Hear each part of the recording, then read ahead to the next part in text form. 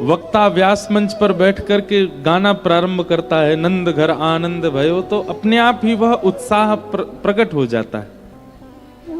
कई बार ऐसा देखा गया, अस्वस्थ व्यक्ति, चाहे वो शरीर से अस्वस्थ हो, मन से अस्वस्थ हो, बुद्धि से अस्वस्थ हो, लेकिन जब नंदोत्सव का प्रसंग आता है तो वह भी नाचने लगता है। क्यों? क्योंकि उसका शरीर या उसका स्वास्थ्य उचित होना आवश्यक नहीं, उसका हृदय होना आवश्यक है, और हृदय जब लग जाता है तो आनंदोत्सव मनता है। दुनिया के किसी भी उत्सव को मनाने के लिए बहुत व्यवस्थाएं चाहिए।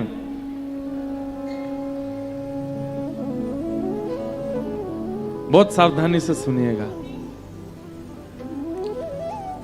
दुनिया के किसी भी उत्सव को मनाने के लिए बहुत व्यवस्थाएं चाहिए। आपको अपने घर पे बच्चे का भी जन्मदिन मनाना है तो पहले ऐसे झालर लटकाओ, केक मंगवाओ, आदि आदि। उसको आधुनिक परंपरा, भारतीय परंपरा तो नहीं है, पर जैसी परंपराएं चली आ रही हैं सब लोग वैसा करते हैं। और बालकों को भी यही लगता है कि जब तक केक ना आए, कोई सरप्राइज मुझको ना दिया जाए, उसका जन्मदिन उसको अधूरा ही लगता है।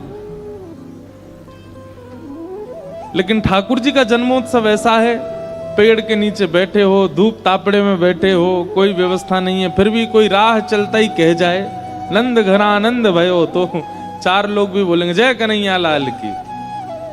ठाकुर जी का नंदोत्सव आनंद उत्सव है, और आनंद उत्सव हृदय में होता है। उसके लिए बहु व्यवस्थाएं आवश्यक नहीं है।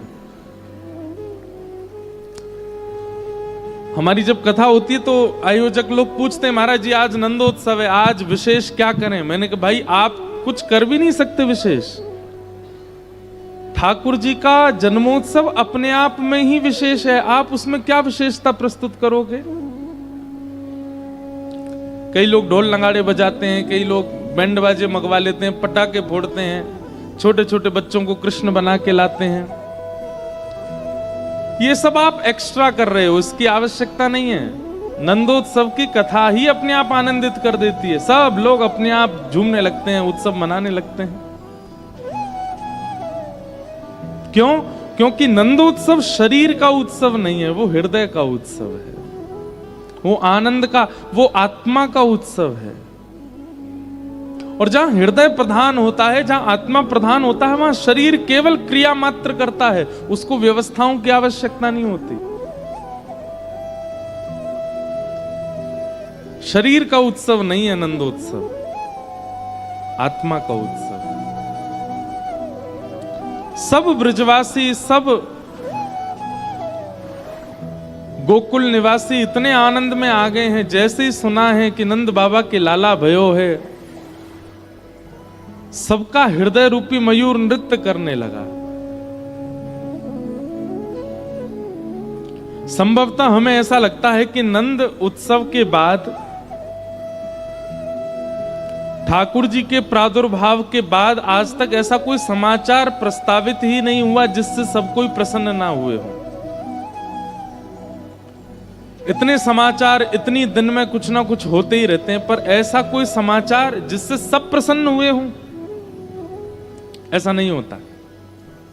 हां, कोई समाचार आज अगर आया उससे ज्यादातर लोग प्रसन्न है, पर सब प्रसन्न नहीं है। कई लोग उसमें भी टांग खींचने वाले होते हैं, कई लोग उसमें भी कमियां निकालने वाले होते हैं। सरकार ने फलाना फलाना कोई लागू कर दिया नियम, तो हां यह है कि 80% जनता उससे प्रसन्न है, पर 20% होंगे ही होंगे जो उससे अप्रसन्न होंगे। पर ठाकुर जी के जन्मोत्सव की खबर जिस जिस के कान में पड़ी है, कंस को छोड़कर के बाकी सब प्रसन्न है। ठाकुर जी के जन्मोत्सव में कंस को छोड़कर के और कोई ऐसा है ही नहीं जो प्रसन्न नहीं है। सबको आनंद हो रहा है, इसीलिए उसको आनंद उत्सव कहा, क्योंकि अप्रसन्न होने वालों की संख्या है ही नहीं। एक व्यक्ति अप्रसन्न है तो उसको कोई परसेंटेज में थोड़ी गिना जाएगा। और कंस की प्रसन्नता अप्रसन्नता से इतनी प्रसन्नताओं पर कोई लाभ भी नहीं होने वाला। लेकिन ठाकुर जी के जन्मोत्सव की चर्चा जिसके कान में पड़ती है वही नाचने लगता है। ऐसी स्थिति भागवत में बताई गई है। कोई बूढ़ा है, कोई बीमार है, कोई लाचार है, कोई निर्धन है, उनको भी पता चलता है कि नंद बाबा के लाला भयो है, वे भी नाचने लग जाते हैं, वे भी आनंद में भर जाते हैं, उनके भी नेत्र सजल हो जाते हैं। कोई व्यक्ति पूछता, भैया तुम्हारे नेत्र सजल हो गए, तुमने नंद बाबा को लाला देखो है? वो कह देते हैं, बोले हमने देखो ना है, पर पता ना क्यों ये खबर सुन के बड़ो आनंद है रो है चित्त में, इसलिए आनंदोत्सव, नंदोत्सव। सब ब्रजवासी नाच रहे हैं, सब गा रहे हैं, सब उत्सव मना रहे हैं। नाचत गोपी करत कोलाहल। कोलाहल का मतलब क्या होता है? कोलाहल के बहुत अर्थ होते हैं। कोलाहल का मतलब शोर भी होता है, कोलाहल का मतलब विचित्र विचित्र आकृति से नृत्य भी होता है, और कोलाहल का मतलब एक दूसरे को तंग करना भी होता है, छेड़ना वो भी होता है। मतलब जैसे होली आती है तो होली वाले दिन सबको एक ऊधम आ जाता है, क्या सबको छेड़ो, जो बच के भाग रहा हो उसी को गुलाल लगाओ, उसी को पकड़ लो, उसी को गिरा दो, उस पर पानी डाल दो। उस दिन कोई बुरा नहीं मानता। कोलाहल कब किया जाता है? जब कोई बुरा ना माने। तो ठाकुर जी के नंदोत्सव में भी ऐसा ही हो रहा है। गोकुल में घर घर में दही, दूध, घी, मक्खन इनके भंडार हैं, और गोपियां ले ले करके एक दूसरे पर उड़ा रही हैं, आनंदित करा रही हैं सबको, कोलाहल कर रही हैं, नृत्य कर रही हैं, शोर कर रही हैं, और एक दूसरे को पकड़ के दही में, हल्दी में, चंदन में, केसर की कींच में पकड़ पकड़ करके डाल रही हैं, और सब आनंद मना रहे हैं।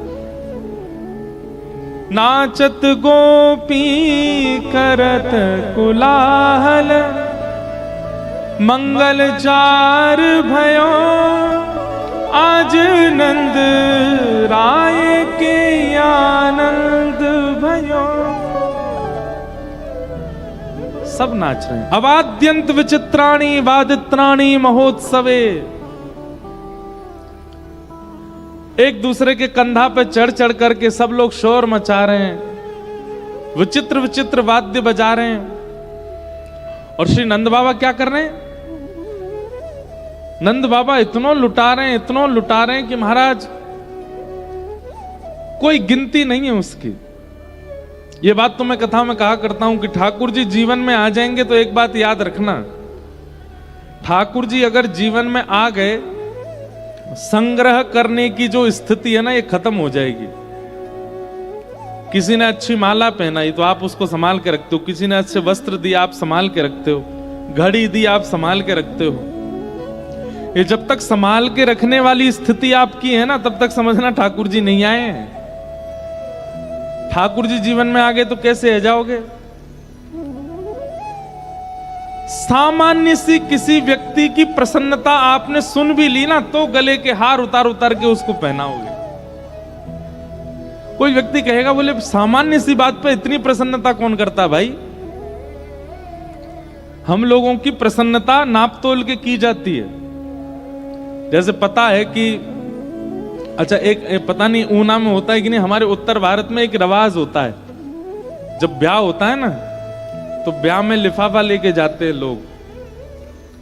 तो लिफाफा सबको नहीं दिया जाता, उसी को दिया जाता जो डायरी पेन लेके बैठा हो, उसको जाकर के देते हैं। तो वो क्या करता है, अच्छा कहां से नाम लिखा होगा लिफाफे पे, इनके यहां से कितनी आए, बोले इतने आए। अब इनके घर में जब ब्याह होगा ना तो हम भी इतने ही दे के आएंगे। पता नहीं यहां होता है ऐसा? होता है। ये तो भारतीय रिवाज है, सब जगह का ही रिवाज है।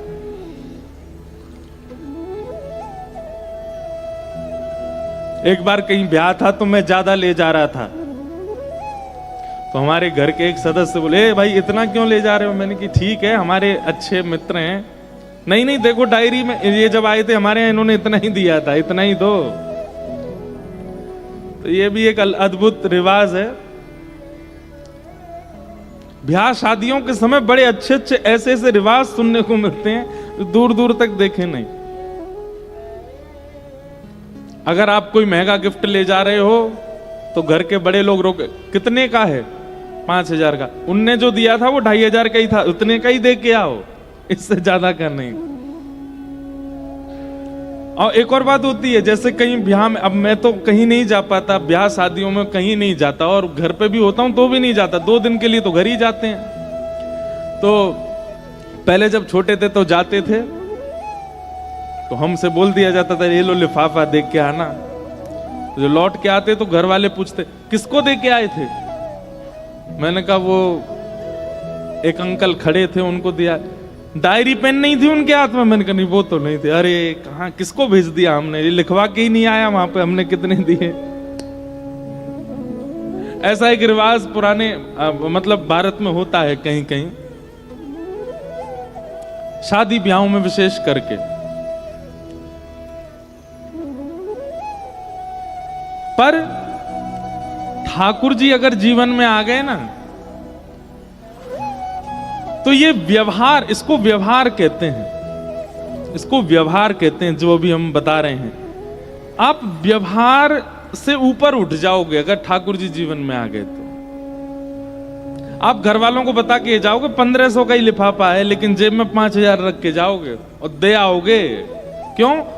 लुटा, एक प्रकार से वितरण करने की स्थिति आ जाती है, संग्रह का मन कम होता है। अभी आपके पास कोई अच्छी चीज आती है तो आप अपना मान करके अपने प्रयोग में लोगे, इसलिए रख लेते हो। लेकिन ठाकुर जी जीवन में आ जाएंगे तो कोई भी वस्तु आएगी आपके पास तो आप विचार करोगे हमारी मौसी का बेटा है ना, उसको ऐसी चीजें बढ़िया, ये रख लेता हूं, जब वो मिलेगा उसको दूंगा। बांटने की स्थिति आती है, संग्रह की नहीं। आप अपने प्रयोग में ले सकते थे उस चीज को, लेकिन नहीं लोगे। वितरण का भाव,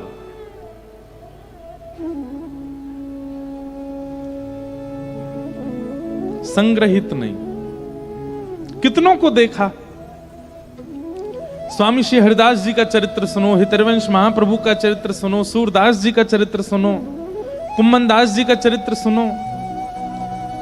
सीधी बात है, जिसके पास परम निधि आ गई उसको संसार की छोटी मोटी निधियों से कोई फर्क नहीं पड़ेगा, फिर वो उनके संग्रह में जाएगा ही नहीं। केवल एक चीज की संभाल करोगे फिर, और वो है भजन, वो है कथा, वो है सत्संग, उसको संभालोगे। बाकी उसके अलावा जो कुछ भी है वो दूसरों को ही बांटोगे, रखोगे नहीं। तो नंद बाबा का अटारी पर चढ़ करके ब्रजवासियों को लुटाना इस बात का द्योतक है कि ठाकुर जी जीवन में आ गए तो आप भी छत पे चढ़ जाओगे, सब लुटाए दोगे, कछु नहीं रखोगे। ले जाओ भैया, सब ले जाओ, हमें कुछ नहीं चाहिए, हमारे तो केवल गोपाल जी हमारे पास रहे।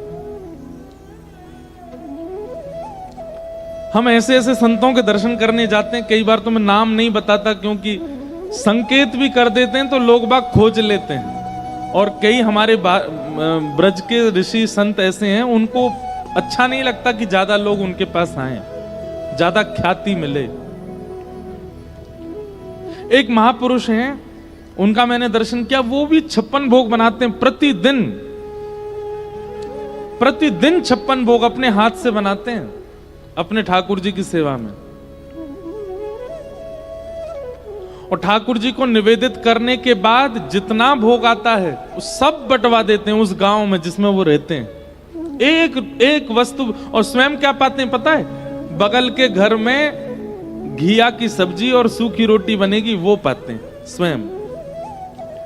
एक बार मैंने कि बाबा आपको कोलेस्ट्रॉल है, आपको शुगर है, कोई दिक्कत है, आप क्यों नहीं पाते? आप इतनी बढ़िया कचौड़ी बनाते हैं, पकौड़ी बनाते हैं, पूड़ी बनाते हैं, सब्जी बनाते हैं, मिष्ठान बनाते हैं, सब बांट देते हैं, स्वयं नहीं पाते। अरे लाला तू ना जाने, या जीव या लूली बाई पे भरोसा ना है मोए। कौन? लूली बाई। लूली बाई कौन है? जीव। सबसे खतरनाक हमारे शरीर में बिना हड्डी की लूली बाई। बोले यहाँ पे भरोसा ना है मोए, काउदना ज्यादा रस की अधीन है गई, सबरो भजन धरो रह जाएगो।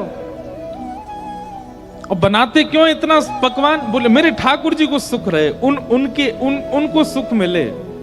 और सुख बना करके इतना खर्चा करके सब में बांट देते हैं, स्वयं नहीं पाते। और पता है जब वो किसी को देते हैं ना, तो हर किसी को नहीं देते प्रसाद। जैसे आप गए दर्शन करने, तो आपको बुलाएंगे, इधर आओ, हाथ आगे करो, थोड़ा सा प्रसाद देंगे। ये भी एक अद्भुत बात है, थोड़ा सा प्रसाद देंगे और प्रसाद देंगे, पाओ। जैसे ही आप पाओगे, पाने के बाद अगर आपने ऐसा बोला, बाबा अच्छो बनो है, फिर प्रसाद नहीं देंगे, बोले भग जाए आते, अब ना मिलोगे तो है। ये भी एक तरीका है उनका। आपने जैसे ही उनको पवा दिया, जैसे आपको उन्होंने प्रसाद दिया और आपने पाकर के अगर ये बोला, बाबा ऐसा लग रहा श्री जी ने अपने अधरामृत मिश्रित कर दिया या मैं, या फिर आपने ऐसा कहा कि बाबा आपकी प्रसादी ठाकुर जी ने स्वीकार कर ली, या फिर आपने ऐसा कहा बाबा आपको प्रसाद ठाकुर जी पाकर के आनंदित में है गए होंगे आज, तो आपको प्रसाद मिलेगा, नहीं तो नहीं मिलेगा। आपने अगर ये कहीं अच्छा बनाया तो वो ये कहेंगे कि तुम अपनी जीवा से पूछ रहे हो, तेरी जीव तो थोड़ी पूछ रहा हूं मैं, तू पाके ये बता श्री जी ने भोग लगाया हो कि नहीं आपको।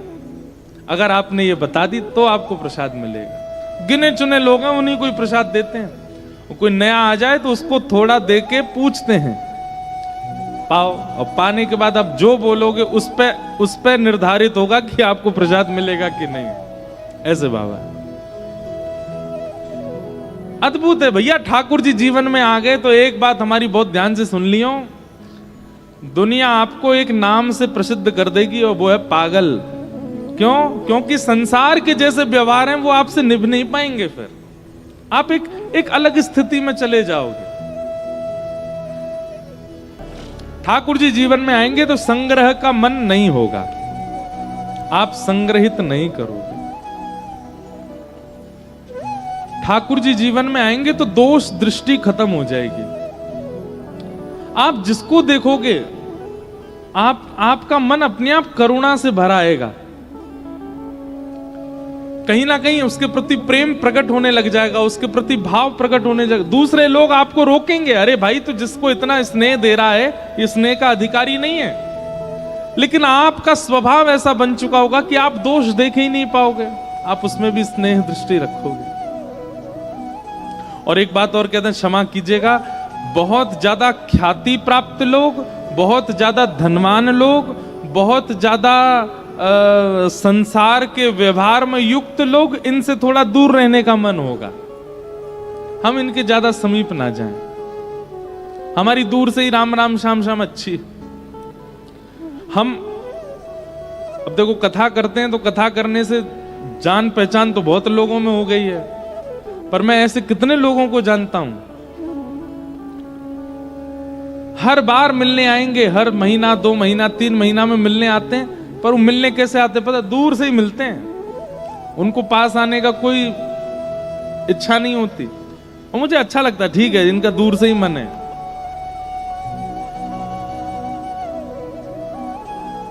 पास आके मिलने वाले बुरा ना माने, पर कई लोग दूर से ही राजी रहते हैं। और एक बात ये स्पष्ट है कि सम्मान स्नेह हमको दर्शनार्थियों में ही खड़े रखा जाता है, इसलिए हमारा प्रेम है उनसे। ठाकुर जी जीवन में आएंगे तो ये स्वाभाविक बन जाएगा कि आपको किसी के भी बहुत समीप जाने की इच्छा नहीं होगी, बस देख करके सुन करके उसी में ही राजी रहोगे। और विशेष रूप से ख्याति प्राप्त लोगों से तो दूर ही रहोगे। ठाकुर जी जीवन में आए तो ऐसा होगा, संग्रह की स्थिति नहीं होगी, सबसे थोड़ी दूरी रखने का स्नेह पूरा है, प्रेम इतना है चित्त में कि महाराज अगर प्रकट कर दें तो सामने वाला डूब जाए उस प्रेम में, लेकिन दूर ही रहोगे। बस्ती छोड़ एकांत बैठावे, बातन सो घबराही, ऐसो दुख दीजो ही माही। ठाकुर जी जीवन में आए तो ऐसा होगा। नंद बाबा आनंद कर रहे हैं, सबको बांट रहे हैं, लुटा रहे हैं। 6 दिन के ठाकुर जी हुए, पूतना नाम की राक्षसी आई। ना जाने कितने बालकों को अपने पयोधर का विष पिला करके मृत्यु देती हुई पूतना आई। जैसे ही गोकुल में आगमन हुआ, सब नाच रहे हैं, नंद घर आनंद भयो, जय कन्हैया लाल की, सब आनंद कर रहे हैं। लेकिन पूतना के आते ही उसके रूप को देख के, उसके सौंदर्य को, उसके स्वभाव के प्रति सब आकृष्ट होते चले गए, आकर्षित हो गए।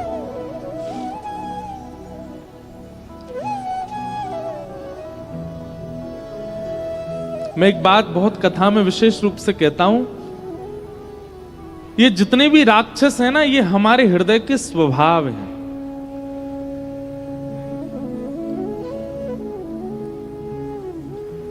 हमारे हृदय में ख्याति का, यश का, वैभव का जब मान प्रकट होता है तो हमारे भीतर का रावण प्रकट होता है, ऐसा मानना चाहिए। हमको ठाकुर जी में दोष दिखने लग जाए, ठाकुर जी की कथा में दोष दिखने लग जाए, ठाकुर जी के वैष्णवों में दोष दिखने लग जाए, तो हमारे चित्त का कंस प्रकट हो रहा है। हमारे भीतर सारे राक्षस हैं। उनके दोष, जिस दोष में हम ज्यादा प्रवृत्त होते चले जाते हैं, उसी दोष का प्रधान राक्षस हमारे चित्त में प्रकट हो जाता है। पूतना का दोष क्या है? कोई व्यक्ति है तो महालोभी, है तो महाकामी, है तो महाक्रोधी, है तो महा ईर्ष्यालु, लेकिन एक आवरण पहन करके चलता है, मुखौटा पहन के चलता है तो महाकामी, लेकिन ऐसा दिखाएगा कि महाराज परम तपस्वी है। ये तो है तो महाक्रोधी, लेकिन जब समाज में आता है, लोगों के बीच में आता है, तो ऐसा प्रदर्शन करेगा कि महाराज इससे ज्यादा दीन कोई नहीं है तो महाभोगी, लेकिन दिखाएगा ऐसा कि इससे बड़ा त्यागी कोई नहीं है। इसको एक सीधी भाषा में क्या कहते हैं? आडंबर, पाखंड। क्या कहते हैं? पाखंड। अगर ये दोष आपके भीतर भी है, देखो एक बात हमारी सुनिएगा, हर व्यक्ति जानता है कि उसके अंदर कौन सा दोष सबसे ज्यादा है, सबको पता है। बात ऐसी है, हम स्वयं से स्वयं के दोषों को ही छुपाते हैं। मान लीजिए मुझ में क्रोध बहुत है, छोटी छोटी बातों पर मुझे प्रचंड क्रोध आता। एक होता है थोड़ा बहुत क्रोध, वो तो अच्छा है, थोड़ा बहुत तो आना चाहिए, लेकिन महाराज इतनी सी गलती पर आप उठा करके चीजें फेंक देते हो और महाराज सामने वाले व्यक्ति से जो है लड़ाई कर लेते हो, उसको गालियां देने लग जाते हो, ये प्रचंड क्रोध है, ये नरकगामी होता है। आपने ठंडा पानी मांगा, सामने वाले ने ठंडा नहीं दिया तो महाराज पानी उसी के मुंह पे ही फेंक दिया, ये प्रचंड क्रोध है, ये पाप है एक प्रकार का। ऐसा क्रोध कई लोगों को आता है, उनके मन के अनुकूल सब्जी ना बने तो थाली फेंक देते हैं।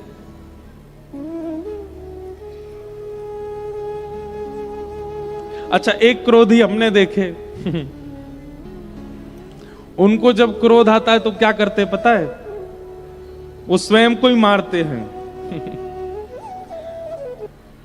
एक महापुरुष देखे, जब उनको क्रोध आता है तो वो स्वयं को ही पीटने लग जाते हैं। लेकिन उनको देख के हमको लगा कि चलो इनके संग वाले तो बच जाते हैं, वो नहीं पिटते, खुद ही पीट लेते हैं खुद को। लेकिन ये सब प्रचंड क्रोध हैं। और एक बात लिख लीजिएगा, प्रचंड क्रोध नरकगामी होता है, नरक ले जाएगा आपको। अत्यंत कोप, कटुकाच वाणी, दरिद्रताम च स्वजनेषु वैरम, नीच प्रसंग, कुलहीन सेवा, चिन्हानि देनहे नरकम गतानाम। ये 6 चिन्ह यदि आपके अंदर हैं तो आपको नरक जाने से कोई नहीं रोक सकता। अत्यंत कोप, पहली बात, भयंकर गुस्सा। दूसरी बात, कटुकाच वाणी। कई लोग होते हैं वो बात बात पर गाली देके ही बोलते हैं, बिना गाली के उनके शब्द ही नहीं निकलते। दरिद्रताम च, जो दरिद्र हैं, तीसरा लक्षण दरिद्रता का मतलब जितना मिला है उतने में प्रसन्न नहीं हैं। ये भी हमारा हो जाए, वो भी हमारा हो जाए, इसके पास जो है ये भी मुझे मिल जाए। इस प्रकार की दरिद्रता जो रखते हैं, जो संतोषी नहीं होते, उनको भी नरक जाना पड़ता है। जितना मिल रहा है उसमें संतोष रहो, परिश्रम करो, उस परिश्रम से फिर जो मिले उसमें संतोष रहो, पर बिना परिश्रम के असंतुष्ट रहना सदैव, ये दरिद्रता का लक्षण है, ये पाप है। अत्यंत कोप कटुकाच वाणी दरिद्रताम च, और चौथा आया स्वजनेषु वैरम। आपके भले चाहने वालों से आप बैर करने लग जाओ। जैसे कई बार ऐसा होता है कि कई लोग हैं वो आपकी प्रशंसा कम करते हैं, आपके मुंह पे आपकी बुराइयां कर देते हैं, आपको संभालने के लिए आपके दोष गिना देते हैं। देखो सब चीज अच्छी है लेकिन तुम ये काम गलत करते हो, तुम ये चीज गलत खाते हो, तुम ऐसा गलत पहनते हो। आपके शुभचिंतकों को, जो आपके अच्छा भलाई सोचते हैं, उनसे आप बैर मानने लग जाओ, यह भी एक प्रकार का पाप है। स्वजनेषु वैरम, अपने शुभचिंतकों को अपना शत्रु मानना। नीच प्रसंग, मदिरा पान करने वाले, मांस भक्षण करने वाले, दुराचार करने वाले, परस्त्री गमन करने वाले, ऐसे लोगों का संग, यह भी नरकगामी होता है। और अंतिम बताया कुलहीन सेवा, जो माता पिता को त्याग चुका है, जो माता पिता से बैर करता है, ऐसे व्यक्ति की सेवा करना। माता पिता को त्याग चुका है मतलब कोई संत नहीं, कोई ऋषि नहीं, कोई महापुरुष नहीं, कोई विरक्त नहीं, अपने भोग विलास के चक्कर में, अपने क्रोध के अधीन होकर के, संसारी विषयों को भोगते भोगते जिसने अपने माता पिता का परित्याग कर दिया है, उसकी आप सेवा करते हो तो भी नरक जाना पड़ेगा। ये 6 चिन्ह हैं नरक जाने वालों के। इसमें सबसे पहला है भयंकर गुस्सा। जिन लोगों को छोटी छोटी बात पर क्रोध आता है,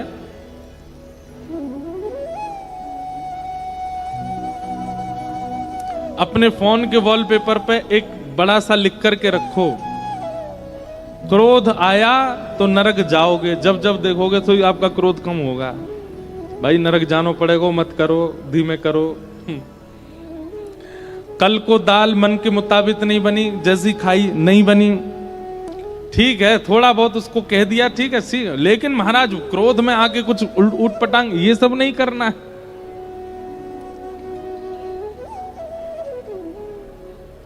तो पूतना का स्वरूप क्या है कि आप हैं तो कुछ पर दिखाते हैं कुछ, हैं तो बहुत कुछ पर दिखाते हैं कुछ कुछ।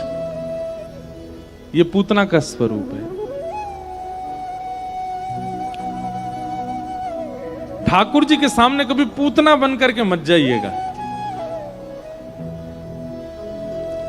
पूतना का स्वरूप है राक्षस का, लेकिन वो बन करके जाती है लक्ष्मी ठाकुर जी के आगे, इसलिए ठाकुर जी उसको देखते नहीं है, ठाकुर जी उसके ऊपर दृष्टि डालते नहीं है। पूतना मत बनिएगा। आप अगर नाम जप नहीं करते तो स्वीकार करो नहीं करते। आप क्रोधी हो तो स्वीकार करो आप क्रोधी हो। आपके चित्त में ईर्ष्या है, ठाकुर जी के आगे स्वीकार करो, उससे मुझको ईर्ष्या होती है, नाथ कृपा करो मेरी ईर्ष्या घटाओ। और एक बात हम आपसे एक सूत्र बताएं। कई लोग कहते हैं क्रोध कैसे कम हो, ईर्ष्या कैसे कम हो, मेरे मन में बहुत पाप आ जाता है महाराज जी, क्या करें हम, कैसे करें? हमारी बात बहुत ध्यान से सुनिएगा। सिर दर्द की दवाई रोज नहीं खाई जाती। कब खाई जाती है? जब सर दर्द हो तभी खाई जाती है। नाम जप रोज किया जाता है क्योंकि वो रसायन है। एक होती है औषधि और एक होता है रसायन। औषधि और रसायन में अंतर ये होता है कि औषधि तब ली जाती है जब बीमारी हो, और रसायन बीमारी ना हो तो भी ली जाती है। नाम जप रसायन है, पर रसायन का एक स्वभाव होता है, उसको रोज तो लेना ही है, पर अगर कोई विशिष्ट बीमारी आ जाए तो विशेष रूप से लेना है। हमारी बात बहुत ध्यान से सुनिएगा। आप नित्य नाम जप करते हैं, आपका नित्य का नियम है नाम जप का, रोज करो, पर लेकिन जैसे ही आपका दोष जब उफान भर रहा होता है, आपका दोष जब प्रकट हो रहा होता है, उसी समय हाथ धो करके आसन बिठा करके और तुरंत नाम जप में बैठ जाओ। मतलब बीमारी होते ही औषधि ले लो, क्या होगा? धीमे धीमे, एक साथ नहीं, धीमे धीमे, एक बार, दो बार, तीन बार, चार बार में ऐसा हो जाएगा कि आपका वह दोष अपने आप कम होने लग जाएगा। जब जब ईर्ष्या प्रकट होती है किसी को देख करके, सामने वाला बहुत सुंदर लग रहा है, सामने वाला बहुत ज्यादा धन कमा रहा है, सामने वाला आपसे ज्यादा ख्याति प्राप्त कर रहा है, आपके चित्त में ईर्ष्या हो रही है, घर आइए, हाथ धोइए, पैर धोइए, तुरंत आसन बिछाओ, मन में वही उसी का चिंतन चल रहा है, ईर्ष्या हो रही है, नाम जप लीजिए, तुरंत करने लग जाइए। और नाम जप कैसे करना चाहिए? केवल नाम नहीं बोलना चाहिए, जिस नाम को आप बोल रहे हैं उसका चिंतन होना चाहिए। हरे कृष्ण कृष्ण कृष्ण हरे हरे, हरे राम राम राम हरे हरे। जब महामंत्र का उच्चारण करें तो हरे कृष्ण बोलते समय आपके चित्त में श्री कृष्ण की भिन्न भिन्न झांकियां आनी चाहिए। हरे कृष्ण एक बार बोलते ही राधा रमण, हरे कृष्ण दूसरी बार बोलते ही राधा वल्लभ, कृष्ण कृष्ण बोलते ही गोपीनाथ मदन मोहन, हरे हरे बोलते ही बांके बिहारी, हरे राम बोलते ही अयोध्या नरेश प्रभु श्री राम, हरे राम बोलते ही चित्रकूट निवासी श्री राम, राम राम बोलते ही रावण वध करता श्री राम, हरे हरे बोलते ही कौशल्यानंदन श्री राम। ऐसा चिंतन के साथ जब आप नाम जप करेंगे, वो नाम जप आपके उस दोष को घटा देगा। आप 1 महीने में ही अंतर देख लेंगे, आपका क्रोध घट गया, आपका काम घट गया, आपका लोभ घट गया, आपकी ईर्ष्या घट गई। जो दोष आपके चित्त में बहुत सहजता से प्रकट होता था, अब वो घटने लगा है। ये नाम जप का प्रभाव होता है। उसको नित्य तो करना ही है, पर विशेष रूप से जब आपके ऊपर दोष का आक्रमण हो रहा हो, तब विशेष नाम जप करो।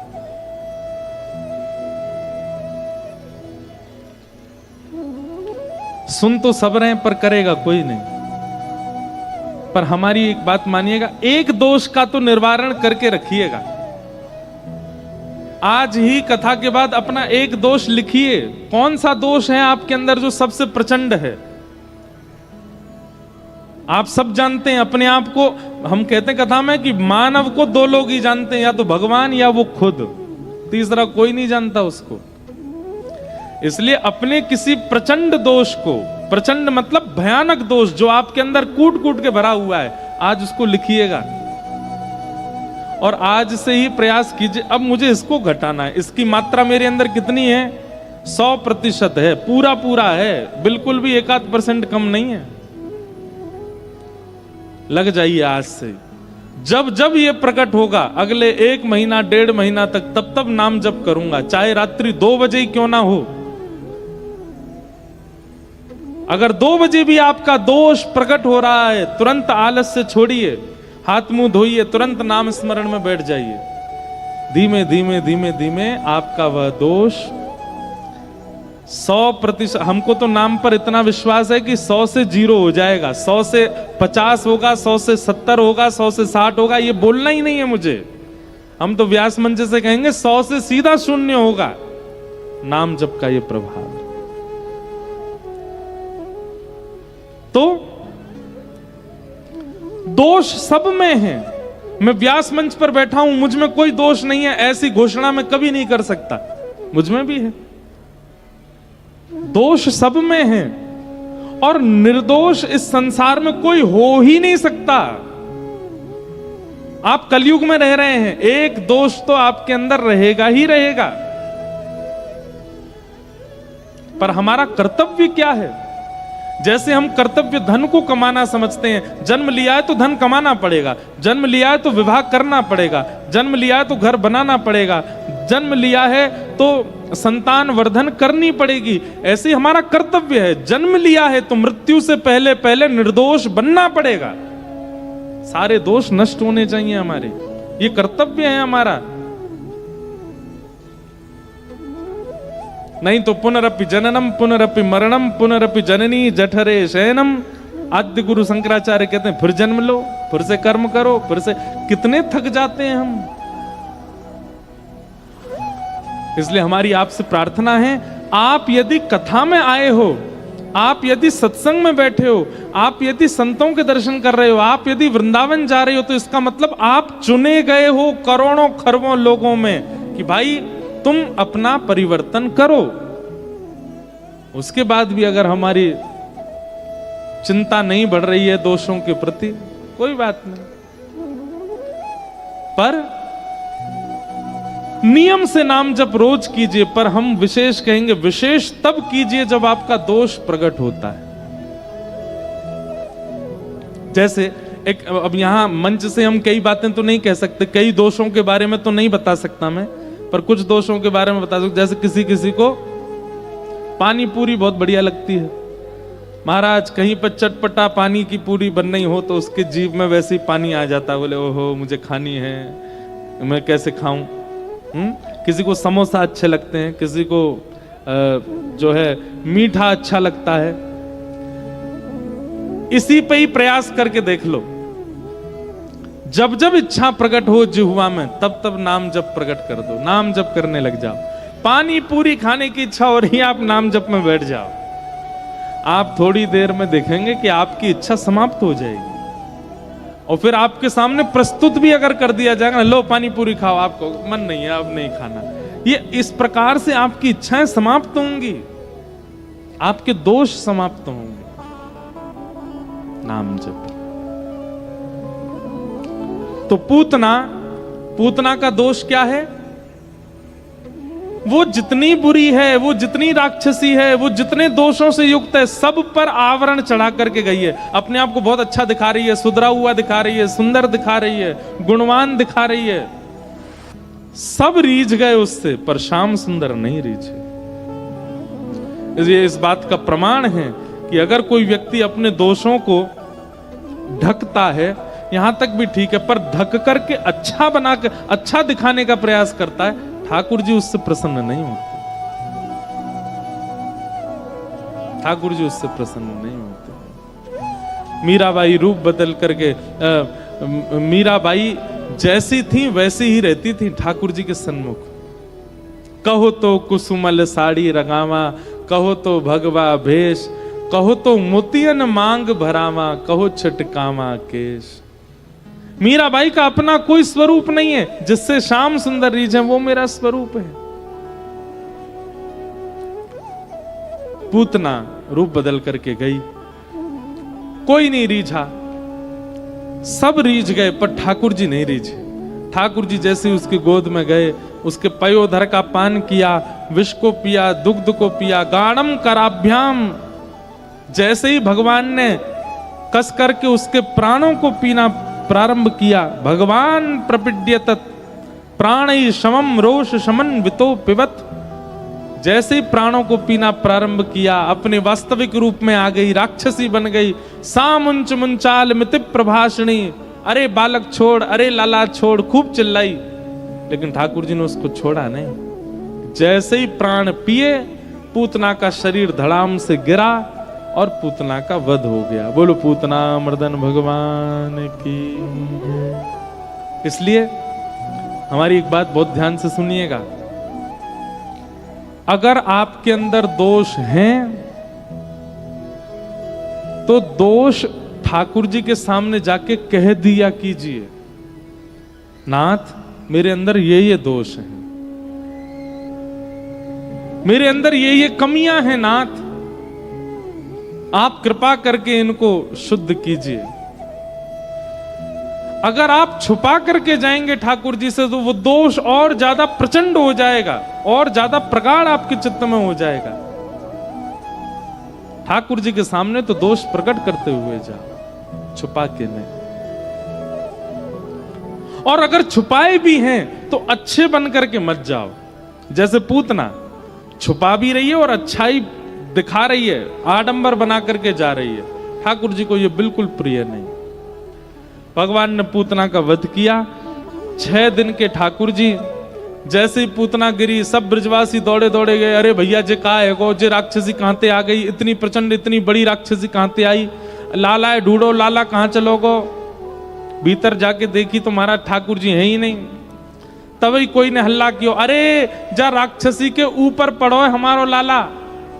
ऊपर चढ़ के देखी तो महाराज ठाकुर जी उसके वक्ष पर बैठे थे, लेटे थे। ब्रजवासियों ने जाके ठाकुर जी उतारे, दौड़ करके गौशाला गए, गौमूत्रेण स्नापित्वा, गौमूत्र से स्नान कराया ठाकुर जी को। पुनर्गौरज सार्भकम, ठाकुर जी के श्री अंग पर गौरज लगाई गई है। कभी कभी मेरे मन में भाव आता है, दुनिया के लोग इतने सारे प्रोडक्ट लगाते हैं अपने शरीर पर, हमारे ठाकुर जी के स्किन केयर रूटीन पता है क्या है? ठाकुर जी गौमूत्र से नहाते हैं और गौरज लगाते हैं जिससे आपको दुर्गंध आती है, जिसको देख करके सूंघ करके आप भागने लग जाते हो। हमारे ठाकुर जी उसमें सबसे ज्यादा आनंदित होते हैं। गैया से बहुत प्रेम है ठाकुर जी, और गाय की कोई भी सामग्री हो, सबको ठाकुर जी नित्य अपने। बताओ, हम कोई आप लोगों को आज्ञा नहीं कर रहे हैं कि आप भी लगाना प्रारंभ कर दो, कोई ये बात सोच ले। लेकिन हाँ एक बात कह रहे हैं, अगर ठाकुर जी जैसी श्रद्धा है गैया के प्रति, और उसके बाद अगर गौरज, गौमूत्र और गौ गोबर का आप प्रयोग करने लग जाओगे तो वो आपके लिए अमृत बन जाएगा। लेकिन श्रद्धा नहीं है, केवल सुंदर दिखने के लिए या अपने किसी कारण से अगर उन वस्तुओं का प्रयोग करोगे तो निश्चित है कि उससे दुर्गंध भी आएगी और हो सकता है आपको हानि भी हो। लेकिन ठाकुर जी तो उसको अमृत तुल्य मानते हैं, बिल्कुल ठाकुर जी चिंता नहीं करते, परवाह नहीं करते। ठाकुर जी वैसे तो यशोदा मैया नहाती है तो नहाते नहीं है, लेकिन गौशाला में जैसे देखते हैं कोई गैया गौमूत्र कर रही है, सोई ठाकुर जी दौड़ के जाते हैं, उसके नीचे जाकर खड़े हो जाते हैं, स्नान कर लेते हैं उसमें। गौ गोबर गिर जाता है तो गो रोचन तिलक की है, ठाकुर जी तुरंत गोबर उठा के अपने ऐसे पत्रावली बना लेते हैं, सिर पे मुख पे रख लेते हैं, गाल पे गोल गोल ऐसे टिप्पी धर लेते हैं गोबर की, और फिर घूमते हैं। ठाकुर जी जैसा विश्वास, प्रेम और समर्पण है अगर गौ के प्रति, तो गौ की एक एक वस्तु आपके लिए लाभकारी हो जाएगी। लेकिन केवल किसी की कही सुनी बात मान करके करोगे तो शायद हो सकता उतना लाभ ना हो। ठाकुर जी को गौशाला ले जाकर के स्नान आदि कराया गौमूत्र से, और ठाकुर जी प्रसन्न हो गए। 6 दिन के हैं ठाकुर जी, ऐसी ठाकुर जी की लीला है। धीरे धीरे ठाकुर जी 3 महीना के है गए। 3 महीना के ठाकुर जी जैसे भय सोई ठाकुर जी ने आज करवट बदली है, और महाराज करवट लेते ही पूरे ब्रजमंडल में नगाड़े बजने लगे, ढोल बजने लगे, आनंद होने लगे, बधाई हो बधाई हो बधाई हो। सब बोले अब क्या बात की बधाई, लाला 3 महीना पहले ही तो भयो, अब कौन की बधाई है? अरे भैया वही लाला ने आज करवट ली है। बताओ, करवट उत्सव। हम कभी कभी मन में सोचते हैं हमारे ठाकुर जी कितने लाडले हैं, ठाकुर जी छींक भी जाते होंगे तो भी नगाड़े बजते होंगे। ओहो आज तो नंद को लाला छींक गए हो, आज तो नंद के लाला ने करवट बदली, आज तो नंद के लाला ने दोनों पाम ऊपर उठाए। मतलब एक प्रकार से कह दिया जाए 11 वर्ष 56 दिन तक पूरे ब्रजमंडल में और कोई चर्चा होती ही नहीं है। जहां चले जाओ, जिस गली में चले जाओ, गोपियां बैठे हुए, ग्वाल बाल बैठे, एक ही बात करते हैं, आज लाला कहा कर रहे हो, आज तो पता हो लाला ने कैसो श्रृंगार किया, ऐसी पीतांबरी पहन के डोल लो, आज लाला की एक लड़ ऐसे आ रही है मुखमंडल पे, इतना सुंदर लग रहा है, आज लाला ने ऐसे ऐसे सुंदर ऊपर अपने घुंघराले केशन को गुच्छा सो लगा रखो है, आज लाला सुबह सुबह ऐसी चाल चल रहे हो। सब ठाकुर जी की चर्चा करते हैं बस। या दोहने बहनने मथनो पले पर प्रेम खेंखनार्थ वरुदितो क्षण मार्जना दो। 24 घंटे केवल कृष्ण कृष्ण कृष्ण कृष्ण कृष्ण, केवल कृष्ण की चर्चा। ऐसे ठाकुर जी, ठाकुर जी ने जैसी करवट बदली, पूरा महाराज ब्रजमंडल आनंद मनाने लगो। भैरव बाबा के मंदिर में भैरव बाबा के सामने जाके झुनझुना हिलाओ, भैरव बाबा बुरा मान जाएंगे। बताओ, हम भैरवनाथ हैं, हमारे सामने झुनझुना हिला रहे हो तुम। जगदम्बा मैया के प्रादुर्भाव दिवस पे खिलौना आदि सामने झुलाने लगो। हमारे लाल जी के नियम है, वृंदावन में ठाकुर जी को प्रादुर्भाव होवे तो महाराज खिलौना खिलाए जाए ठाकुर जी को। ऐसे खिलौना कोई देवी देवता ने खिलाओगे तो बुरा मान जाएंगे। सब जगह स्तुति गाई जाती है, सब जगह प्रशंसा गाई जाती है देवी देवताओं की, क्योंकि मान भूल के खड़े हैं ठाकुर जी ब्रजमंडल में। बाकी सब जगह देवी देवताओं को कहीं ना कहीं अपना मान है, अपनी प्रतिष्ठा है, पर ठाकुर प्रेम जहां अतीत में होता है वहां मान प्रतिष्ठा भूल जाई जाती है।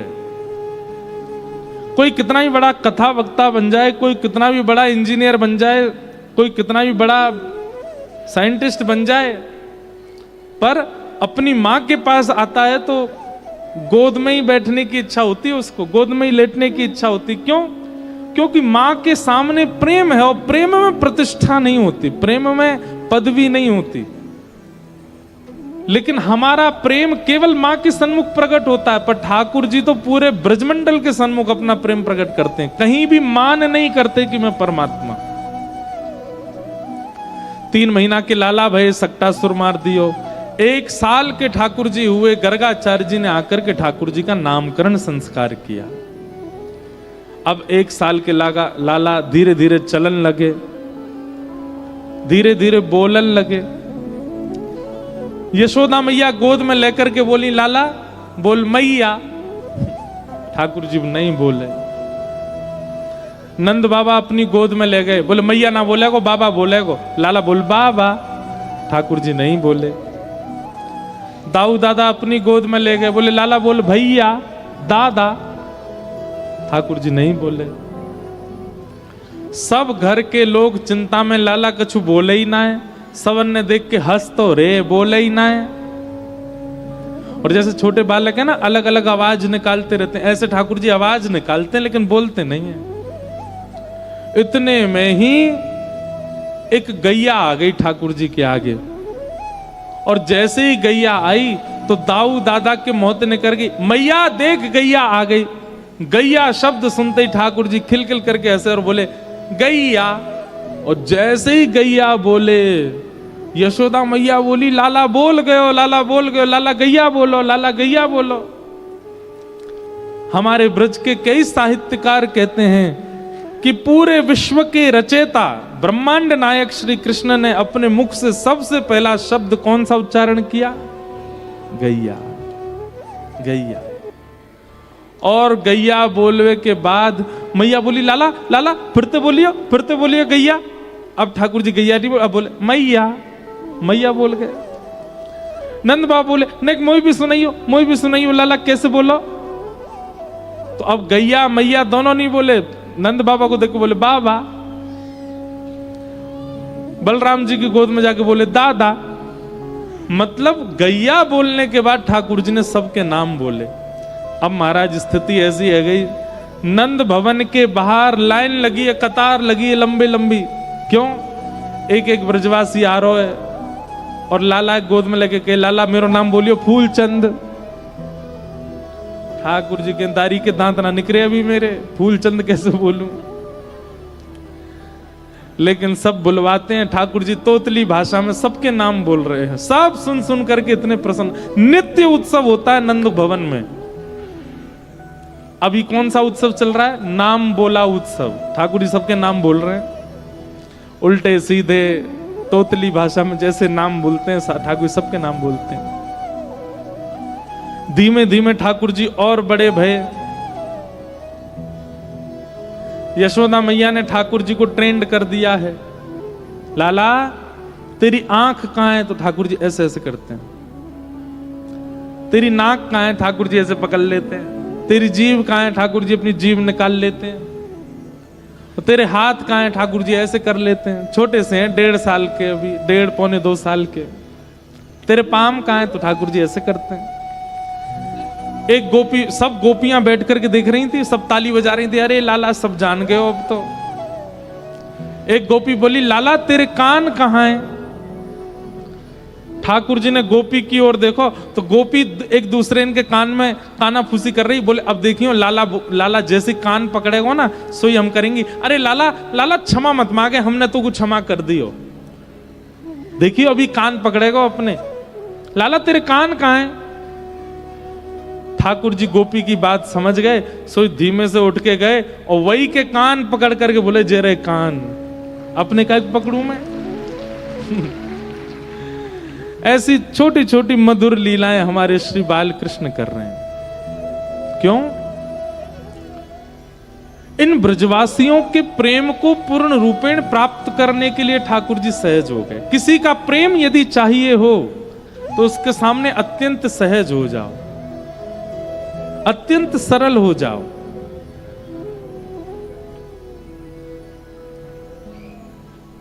प्रतिष्ठावान बने रहोगे तो सम्मान मिलेगा, प्रेम नहीं। प्रेम चाहिए तो आपको प्रतिष्ठा से नीचे उतरना पड़ेगा, तभी प्रेम मिलेगा। ठाकुर जी ऐसी लीलाओं से सब ब्रजवासियों के मन को चुरा रहे हैं। अब तो गोपियां कहीं भी जाती हैं, ग्वाला कहीं भी जाते हैं, उनके चित्त में वही छवि घूमती रहती, आज लाला कहा कर रहे हो सुबेरे। ऐसी ठाकुर जी की मधुर लीला।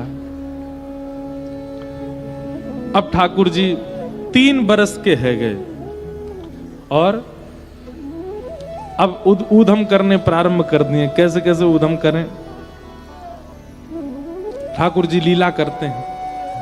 कभी गैयाओं के सींग से लटक जाते हैं, कभी यशोदा मैया चूल्हा में भोजन बनाती है तो जलती हुई लकड़ी लेके भाग जाते हैं, कभी अपने दांत गिनते हैं और फिर बछड़ा के दांत गिनते हैं। मैया के सामने जाके रोने लग जाते हैं, मैया मेरे 2 ही दांत काहे को निकले हैं, अभी और कब निकलेंगे। रोज ठाकुर जी रोज मणि के सामने खड़े हो जाते हैं और मणि के सामने अपने प्रतिबिंब को देखते हुए अपने दांत गिनते कितने निकले आए, और रोज गिनती करते हैं उनकी। दांत निकलेंगे कैसे? मैया ने कह दी लाला दूध पियो कर, बात दांत निकलेंगे। सो ठाकुर जी दूध पी में, खूब दूध पी में, मेरे दांत निकल आए। अब 2 दांत ऊपर के, 2 दांत नीचे के, 4 दांत निकले। सो ठाकुर जी कोई भी चीज खामे यहीं ते खामे, और दाऊ दादा के सबरे दांत निकल आऊं, कभी यहां ते खामे कभी यहां ते खामे। सो ठाकुर जी चिढ़ जाए, रोमे, फिर मैया ये देखो वो चिढ़ावे। ठाकुर जी कह रहे हैं मैया मोए दाऊ दादा बहुत चिढ़ावे, तू यार समझा ले। मैया बोली कहा बोले दाऊ? बहुत सुंदर पद है सूरदास जी का। मोते कहे मोल को लीनो, मोते कहे मोल को लीनो, मोते कहे मोल को लीनो, मोते कहे तू यशुमती कब जायो, मैया मोहे दास। जैसे कई बार सगे बहन भाई होते हैं ना, सब सावधानी से सुनना। सगे बहन भाई होते हैं, वो क्या करते हैं, एक दूसरे को छेड़ते हैं। जैसे बड़ी बहन हो या बड़ा भाई हो, वो छोटे बहन भैया से क्या कहते हैं, ए तेरे को तो पता आधी रोटी में लेके आए थे हम, तो हमारे घर में थोड़ी जन्मी थी, तुझको तो हम कूड़ेदान से उठा लाए थे, ऐसा बोल देते हैं ना कई बार। फिर वो रोती हुई जाती है, मम्मी देखो ये पूरे दिन ऐसे बोलता रहता है, मेरी तो 3 बड़ी बहन है, मेरे ऊपर कोई नहीं, भैया नहीं, मोये चढ़ाए गए खूब। ऐसे ये पद मैं जब बोलता हूं सुनता हूं तो हमें भी याद आती है। ऐसे ही दाऊ दादा चढ़ाते हैं ठाकुर जी को। मैया दाऊ दादा मोते यो के कि मैं मोल को लियाऊं, मैं तेरो लाला नाऊं। यशोदा मैया अरे ना लाला ऐसे कब कह दी माने। ठाकुर जी बोले मैया लेकिन एक मेरी बात सुन। बोले कहा कभी कभी मोकू भी शक तो होवे कि कहीं मैं तेरो लाला नाऊं, तू कहीं मोकू मोलते तो ना लेके आई। क्यों लाला तो ऐसो काई को लगे? बोले दाऊ ने एक बात कही। बोले कहा कही? दाऊ दादा बोले और बोलते बोलते ठाकुर जी रो रहे हैं, सिसकियां भर रहे हैं। मैया ना लाला बोल, तू कहा बात है? बोले दाऊ दादा कह रो तू भी गोरी, नंद बाबा गोरी, मैं कांते सांवरो है गो मैया, मोकू तो संदेह होवे कि कहीं तू मोकू आधी रोटी पे तो ना लाई। यशोदा मैया गोद में बोले, अरे मेरो लाला तू ऐसा रोयो मत कर। अरे ना है लाला, ऐसी कोई बात ना है।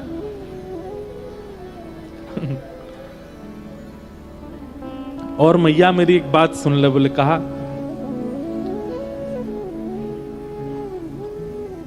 एक बात ते मोए और संशय होवे कि मैं तेरो लाला ना हूं। बोले कहा, तू मोहे को मारन सीखी, तू मोहे को मारन दाऊ कबहू न खीजी, दाऊ कबहू न। मैया गलती मैं करूं पर गलती दाऊ दादाऊ करे। बाप है तू कभी गुस्सा ना करो, मेरे पीछे तू ऐसे छड़ी लेके भागे मैया, या तो मुझको संशय है जाए कि मैं तेरो लाला ना हूं। तू बाय ना मारे, तू मोये मारती रहे, मुंह पे गुस्सा करे। मैया मोहे दाऊ बहुत खिजायो, मैया मोहे दाऊ। यशोदा मैया बोली, अरे नाय लाला तू मेरो ही लाला है, तू मेरो ही सुत है। अरे लाला तू सांची बताऊं, तू जब भयो काओ तब तो गोरो ही हतो, फिर मैया में कारो कैसे है गो? अरे तो कु धौरी गैया को दूध दऊं, तो कु गिर गैया को दूध दऊं, सबरी गैया को दूध कोई को ना पीवे, वह सांवरी गैया कोई दूध पीवे, या हमारे तू कारो है गो लाला? अच्छा मैया वह सांवली भैया गैया के दूध ते सांवरो भे हूं मैं। बोलो हम बे, तू मेरो ही लाला है। लेकिन सूरदास जी कहते हैं कि ठाकुर जी फिर भी नहीं माने, तो यशोदा मैया लाला को लेकर के गौशाला गई। यशोदा मैया ने नंद भवन की सौगंध खा ली, यशोदा मैया ने अपने गहनेन की सौगंध खा ली, यशोदा मैया ने अपनी सौगंध खा ली, तब भी लाल जी नहीं माने। तब यशोदा मैया लाला को गोद में लेकर के गौशाला गई और गैयान की सौगंध खा करके कही, बोले लाला तू ही मेरो लाला है, मैं ही तेरी मैया हूं। ठाकुर जी के तब आंसू रुके, हाँ मैया अब सांची कह रही है तू, मैं ही तेरो लाला हूं। मैया मोहे दाऊ बहुत खिजायो, मैया मोहे दाऊ बहुत। ऐसी प्रेमी लीला ठाकुर जी कर रहे हैं कि देवता भी आकाश से कभी कभी प्रेमाश्रु झरने लग जाते हैं देवताओं के। श्रृंग्यग्निड्यम शशि जलद्विज कंटक। एक और पद आता है, मैया मोरी कबहू बढ़ेगी चोटी। मैया मेरी चोटी कब बढ़ेगी? किते बेर मोए दूध पिबत भय, ये अजहू है छोटी। कितने दिनांत में दूध पी रहा हूं, मैया मेरी चोटी ना बढ़ रही।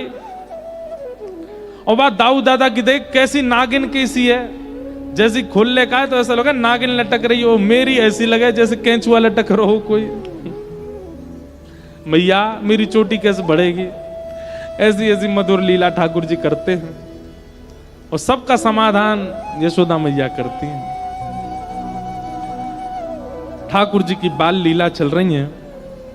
अब धीमे धीमे ठाकुर जी महाराज और लीला में विस्तार करने लगे। पतो चली ठाकुर जी को कि सब ब्रजवासी इतनो दूध घी दही दूध आदि सब निकालें, पर इन सबन को अपने घर में रखवे को अधिकार नहीं है। क्यों? क्योंकि महाराज कंस ने सब ब्रजवासी को कह रखी है कि भैया जितनो गौरस आवेगो वहां में से एक एक पात्र ही बस घर रखोगे, बाकी सब मथुरा भेजना पड़ेगा। और कंस के सैनिक देखने आते हैं, अगर किसी घर में ज्यादा गौरस मिल जाता है तो उस व्यक्ति की खूब पिटाई होती है। इस भय से सारे ब्रजवासी अपने घर में दूध घी दही मक्खन जितना भी निकालते हैं सब मथुरा दे आते हैं। ठाकुर जी को जब ये बात पता चली, ठाकुर जी बोले हम गैया रखें, गैया की सेवा करें और ये कंस के यहाँ काई को देना पड़े? ठाकुर जी बोले अभी मैं 3 वर्ष को 3.5 वर्ष को मेरी बात कोई